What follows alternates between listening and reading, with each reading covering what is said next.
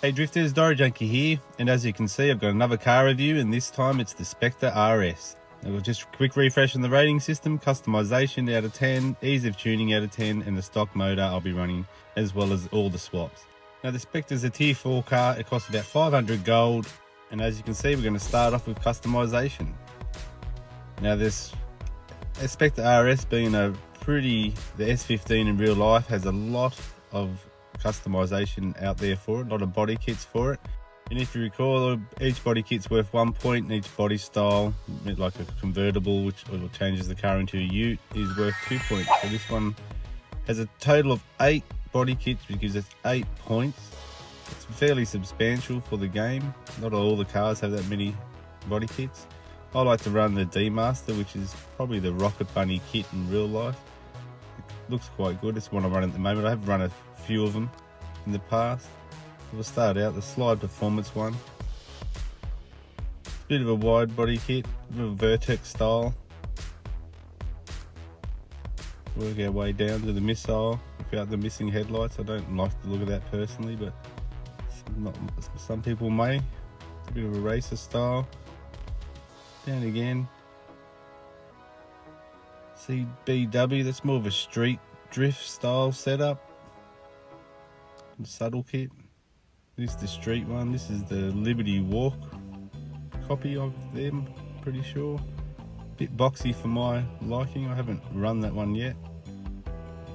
I have to change my livery. The R&J one, a bit of a GT racer sort of style drifter. A lot of diffusers and aero on that one. Get into the Pro Flow. Again, big diffuser at the front, big wing at the back, nice wide body. So obviously this is the one I run, the D-Master. We just go through all the, doesn't have an option for the front bumper, we'll go to the rear bumper. Like I said, this car been around for a while, it's fairly popular in real life. There's a lot of aftermarket parts available for this car. They have put a lot of them in here, which is good. So it does score quite highly for customization. Going through, it's got all the options. Plenty of hoods there to choose from. Go through them all.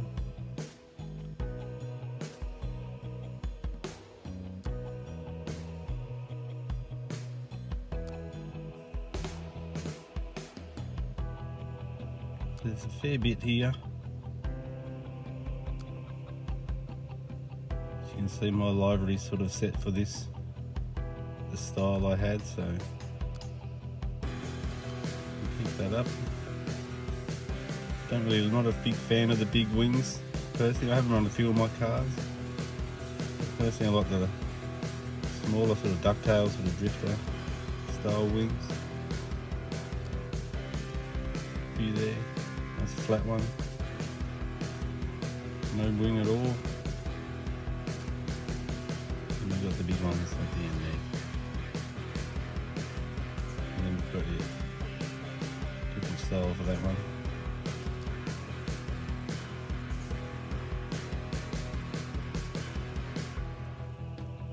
Several headlights for this one too, depending on the style you want to run. And there's a few tail lights too.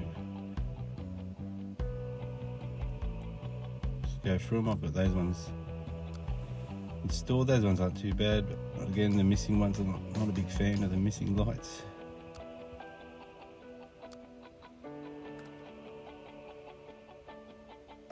And exhaust.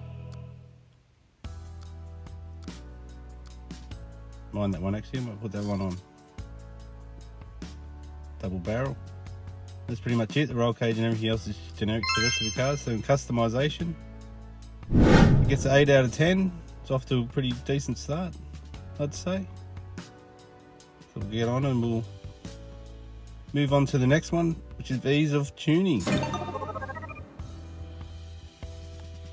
Now this is pretty much how it drives the Pro Drift free out of the box, and how easy it is to tune it. This is my settings now. I've got the engine, the boost turned all the way up and the red line and set to where I like it. So we'll go just have a look at the Pro Drift free tune. This is how you'd get it if you just bought it in the game. This is the settings, this is how they give it to you. They're not bad. There's a couple of things straight off the bat I'd change, like the tyre profile for one is one too small. At least go one bigger there. Give you a bit more grip, because it's, you want to try and keep it as much as real life as possible. 18-inch rim with a 35 profile tyres, probably perfect for the S15. So here's the Pro Drift free tune. So it is fairly manageable. You do have a lot of brake, a lot. It's not geared perfectly. You will have to play with the gears a little bit. That'll probably be take you the longest. But a couple of changes in the settings in the right places, and this car is very, very competitive. Even this is with the engine not wound up, which is just how they give it to you, which would help with the gearing. But 50 is just way too long for this, how it is at the moment. Even with the smaller profile tyres, which is making it spin a bit more than it normally would. That's why I'm having to brake and handbrake to stop it spinning out. But it's not too bad for a car straight up. It's pretty good, and like I said, a couple of changes, and this thing is a beast. It will keep up there. So ease of tuning, I gave it a 9 out of 10, because with a couple of changes, that thing will keep with just about any car in the game. Which brings us to the last and final category, performance. So I'll just remind how we score performance. They've got to go Springstone 1, and there we go, 19k 10 points, 18k 9 points, and such and such.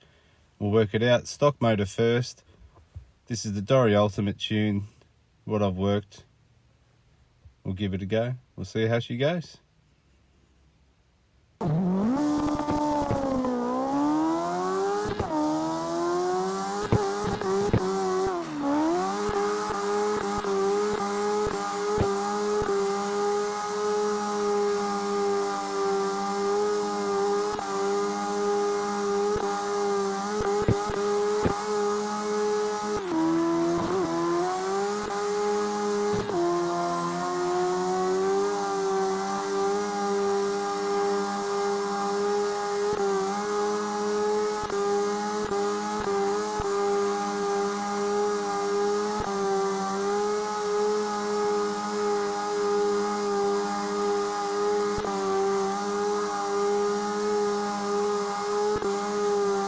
As you can see, it's pretty good.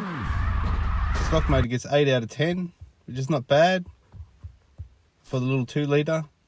So we'll move on now to the 3.8 litre V6 twin turbo swap. We'll see how this one goes.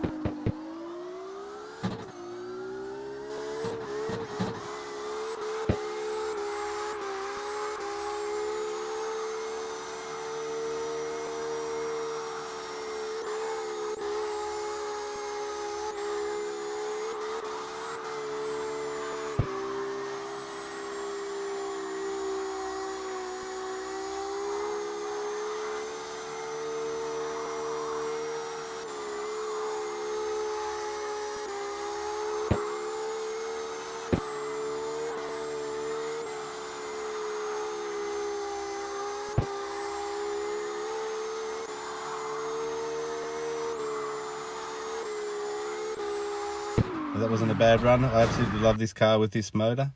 That's a 10 out of 10 there with points wise. But we'll see what else we can do with the 3 litre, and we'll see what she runs now.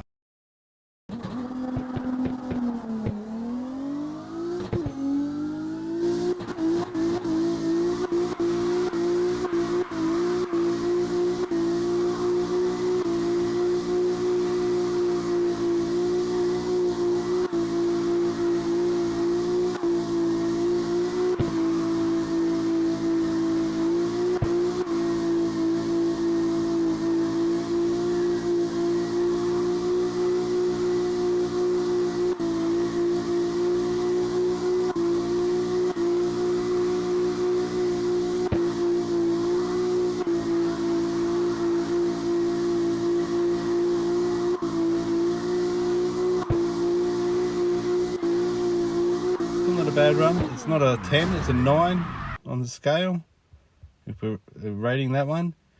I do believe the 3 litre after the update is not as good as it used to be. But we'll move on to the 6.2 litre.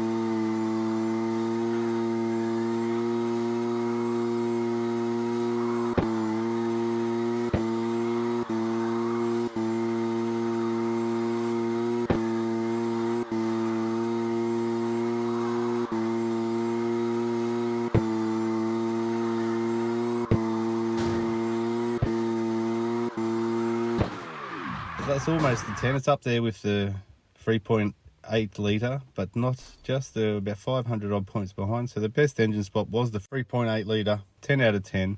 So performance wise, 17k stock motor, 8 out of 10. Best result 3.6 was 10 out of 10, 18 out of 20.